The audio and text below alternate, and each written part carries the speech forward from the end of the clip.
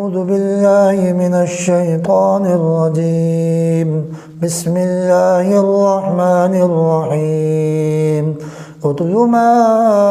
أوحي إليك من الكتاب وأقم الصلاة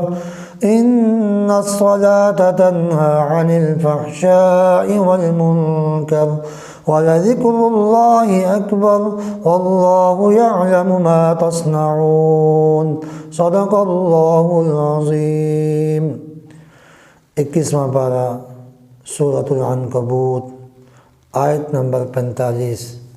اس آیت میں اللہ تبارک و تعالیٰ نے فرمایا اتل ما اوحی الیک من الکتاب واقم الصلاۃ، آپ تلاوت کیجئے اس چیز کی جو وحی کی گئی ہے آپ کی طرف کتاب میں سے، واقم الصلاۃ اور نماز پڑھیے، ان الصلاۃ تنہی عن الفحشاء والمنکر، بے شک نماز بے حیائی سے اور برے کاموں سے روکتی ہے،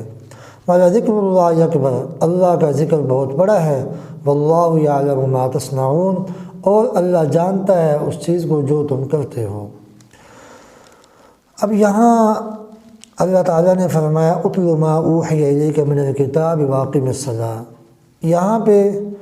تلاوت کا بھی حکم کیا، نماز کا بھی اور ذکر اللہ کا بھی۔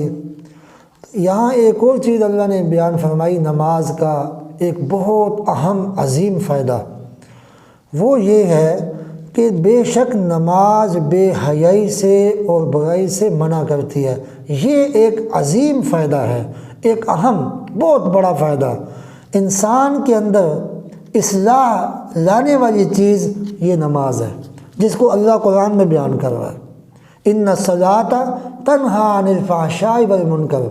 کہ نماز سے آدمی کے اصلاح ہوتی ہے۔ اللہ نے قرآن میں خود کہا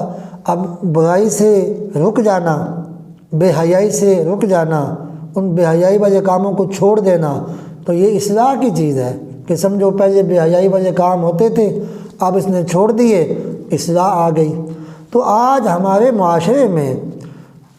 بے حیائی ختم ہوگی،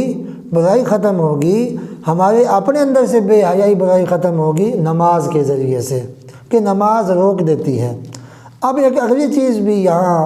ذہن میں آ جاتی ہے کہ اگر یہ نماز بے حیائی سے روکتی ہے اور یہ غلط کاموں سے روکتی ہے، تو ایسا دیکھا بھی گیا ہے کہ آدمی نماز بھی پڑھ رہا ہوتا ہے، اس کے اندر یہ غلط کام بھی ہوتے ہیں۔ تو کیا یہ نماز کے بارے میں جو اللہ کا قرآن ہے یہ تو غلط نہیں ہو سکتا، قرآن تو غلط ہو ہی نہیں سکتا، تو ان الصلاۃ تنہی عن الفحشاء والمنکر یہ تو غلط نہیں ہوگا، تو کچھ پھر وجہ کیا ہے کہ وہ اصلاح کیوں نہیں آئی، نماز پڑھنے کے باوجود اصلاح نہیں ہو رہی؟ اسی پر رسول اللہ صلی اللہ علیہ وسلم سے ایک شخص نے سوال کیا کہ یا رسول اللہ صلی اللہ علیہ وسلم، ایک آدمی نماز بھی پڑھتا ہے چوری بھی کرتا ہے، تو آپ صلی اللہ علیہ وسلم نے فرمایا کہ عن قریب اس کی وہ نماز اس کو اس چوری سے روک دے گی۔ اب اس سے بھی معلوم ہوا کہ نماز غلط کاموں سے روکتی ہے۔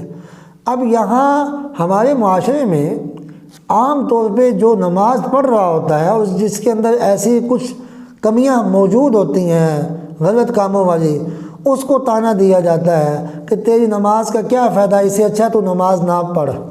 اب یہ بات کہنا غلط ہے، نماز نہ پڑھ یہ مت کہو، ہاں یہ کہو کہ اگر نماز بھائی پڑھتے ہو تو کوشش کرو کہ ان کاموں سے بھی رک جاؤ، کیونکہ اللہ کا قرآن تو فرماتا ہے کہ ان الصلاۃ تنہی عن الفحشاء والمنکر، کہ نماز غلط کاموں سے روکتی ہے۔ اب باوجود نماز پڑھنے کے یہ غلط کام نہیں چھوٹ رہے، تو کہیں کچھ ہماری نماز میں کہیں کمی تو نہیں؟ ہمیں تھوڑا سا غور کرنا چاہیے اور غور و فکر کرنا چاہیے کہ اگر یہ باتیں نہیں ختم ہوتی، غلط کام نہیں ختم ہوتے، تو پھر یقیناً ہمارے اندر نماز میں کمی ہے۔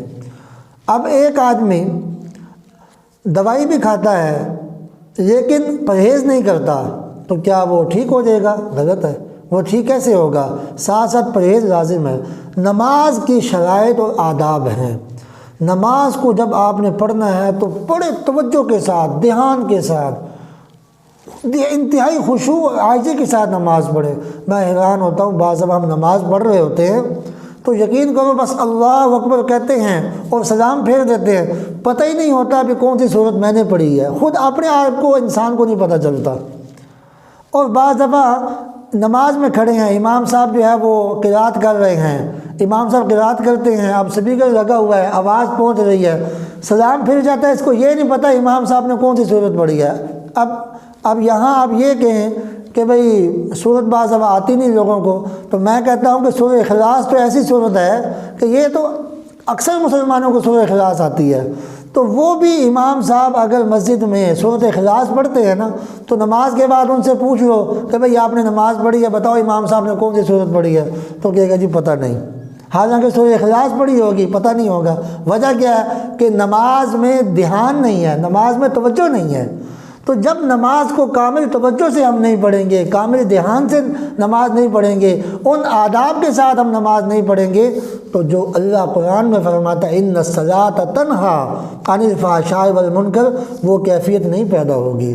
ہمیں اپنی نمازوں میں غور کرنا ہے۔ جب ہم نماز کے لیے کھڑے ہوتے ہیں، اللہ اکبر یوں ہاتھ باندھتے ہیں، قیام میں کھڑے ہوتے ہیں، اس وقت ہماری نگاہ سجدے کی جگہ میں ہونی چاہیے، اور جب ہم رکوع میں ہوتے ہیں ہماری نگاہ پاؤں پر ہونی چاہیے، انگلیوں پر ہونی چاہیے، اور جب ہم جو ہے سجدے میں جاتے ہیں اس وقت ہماری نگاہ ناک پر ہونی چاہیے، اور جب ہم تشہد میں بیٹھتے ہیں اس وقت ہماری نگاہ گود میں ہونی چاہیے، اور جب ہم سلام پھیرتے ہیں دائیں طرف تو ہماری نگاہ جو ہے یہ دائیں کندھے پر ہو،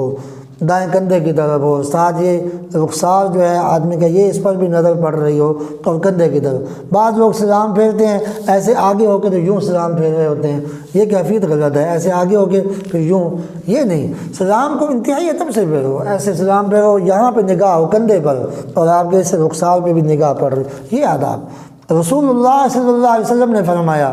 آپ نماز کے دوران ادھر دائیں بائیں دیکھیں گے، کبھی اوپر دیکھیں کبھی دائیں بائیں، فرمایا اس سے ڈرو اللہ سے، نماز کے اندر دائیں بائیں نگاہ مت اٹھاؤ، کہیں ایسا نہ ہو کہ تمہاری نگاہ اوپر کی اوپر رہ جائے نیچے ہی نہ آئے۔ اب یہ آپ صلی اللہ علیہ وسلم نے ڈانٹ کے فرمایا کہ اللہ سے ڈرو، ایسا عذاب نہ آ جائے تمہارے اوپر دوران نماز کہ تمہاری نگاہ اٹھی ہوئی ہے اور اللہ کی طرف سے وہ پکڑ کا ذریعہ بن جائے وہی کہ تم نماز میں کھڑے ہو اور اللہ کے حضور میں کھڑے ہو اور دائیں بائیں کا خیال ہو۔ نماز کو کامل توجہ سے تو پڑھو بھائی، 10 منٹ تو ہم نکال کے آتے ہیں، اس کو بھی کامل توجہ سے نہ پڑھیں، نماز کے اندر بھی وہی خیال ہو، ادھر کا ہو دائیں بائیں کا ہو۔ اور بعض لوگ ایک اور بھی بات کرتے ہیں، کہتے ہیں کہ نماز کا فائدہ کیا، خیال بڑے آتے ہیں۔ بھائی یہ غلط ہے، جب بھی نماز میں خیال آ جائے کسی چیز کا آپ اس خیال کو ہٹا دو۔ جب ہم قیام میں کھڑے ہیں تو آپ کہو کہ میں قیام میں کھڑا ہوں، یعنی کہ سوچو کہ میں اللہ کے حضور میں کھڑا ہوں، رکوع میں تو رکوع میں خیال آتا ہے اس کو ہٹاؤ، فوراً لے آؤ کہ اوہ میں تو نماز میں ہوں، یہ خیال لاؤ کہ میں تو نماز میں کھڑا ہوں، اللہ کے سامنے کھڑا ہوں۔ تو ہم جتنی نماز انشاءاللہ ادب سے پڑھیں گے۔ آپ صلی اللہ علیہ وسلم نے ایک شخص کو دیکھا کہ وہ اپنے بالوں سے خارش کر رہا تھا یوں، اور کبھی سر کے اوپر کبھی بالوں پہ کبھی بدن کے اوپر یوں کرتا ہے کبھی یوں۔ آپ صلی اللہ علیہ وسلم نے فرمایا لو خشع قلبہ لخشع جوارحہ، اگر اس کے دل میں خشوع ہوتا تو اس کے اعضاء بھی سکون میں ہوتے۔ کیا مطلب کہ دل میں دھیان جب ہوگا، دل میں جب اللہ کا دھیان ہوگا کہ مجھے اللہ دیکھ رہا ہے، میری بات کو سن رہا ہے، میں جو ذکر کر رہا ہوں، جو قرآن پڑھ رہا ہوں سن رہا ہے، توجہ دھیان کامل، تو پھر آدمی اس طرح نہیں کرتا کبھی سر میں خارش کرے، کبھی ادھر کرے، کبھی بدن کے ساتھ کرے، کبھی کیوں، یہ نہیں ہوگا۔ آپ صلی اللہ علیہ وسلم یہی فرمایا کہ یہ جو حرکتیں ہوتی ہیں دائیں بائیں دیکھنا، خارش کرنا، یہ دل میں دھیان نہیں ہوتا نماز کا، بے توجہی ہوتی ہے۔ ہمیں ایسی غلطیوں سے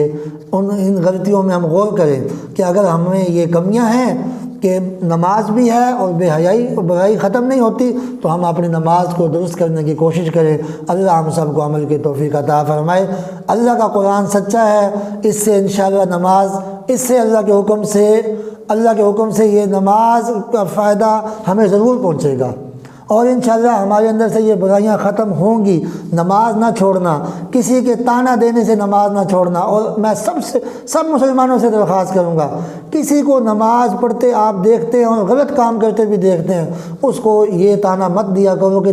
تو نماز ہی چھوڑ دے، فائدہ کیا تیری نماز پڑھنے کا؟ نہیں، اس کو یہ کہا کرو کہ بھائی تھوڑا توجہ سے پڑھا کرو، کہ یہ برائیاں انشاءاللہ توجہ دھیان پڑھنے سے ختم ہو جائیں گی۔ اللہ ہم سب کو عمل کی توفیق عطا فرمائے۔ وآخر دعوانا الحمدللہ رب العالمین۔ السلام علیکم ورحمۃ اللہ وبرکاتہ۔